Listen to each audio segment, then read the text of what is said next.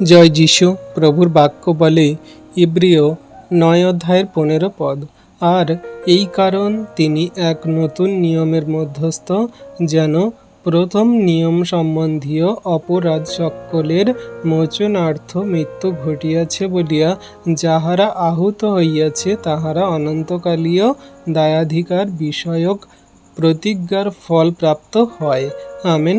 তাহলে বিশ্বাসী সন্তানরা, এইখানে প্রভু যীশু তিনি আমাদের সেই এক নতুন নিয়ম দিয়েছেন। সেই নতুন নিয়মের মধ্যে দিয়ে আমাদের প্রথম যে নিয়ম দেয়া হয়েছিল, প্রথম যে সেই মসি দ্বারা আমাদের ব্যবস্থা দেয়া হয়েছিল, সেটাকে দ্বিতীয় করা হয়েছে।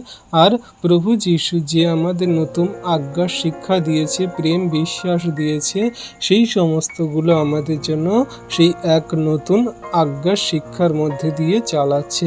তাই আমরা যারা পুরনো সেই সমস্ত মনুষ্যত্ব জীবনকে পাপ মোচনের জন্য মৃত্যু ঘটিয়েছি, আমাদের সেই খ্রিস্ট যিশুতে আহুত করা হয়েছে অনন্তকালের জন্য সেই দায়াধিকারের বিষয়ে, যাতে আমরা প্রতিজ্ঞার ফল প্রাপ্ত হই, সেই জন্য তিনি আমাদের মনোনীত করেছেন এবং বিশ্বাসী বানিয়েছেন খ্রিস্ট যিশুতে।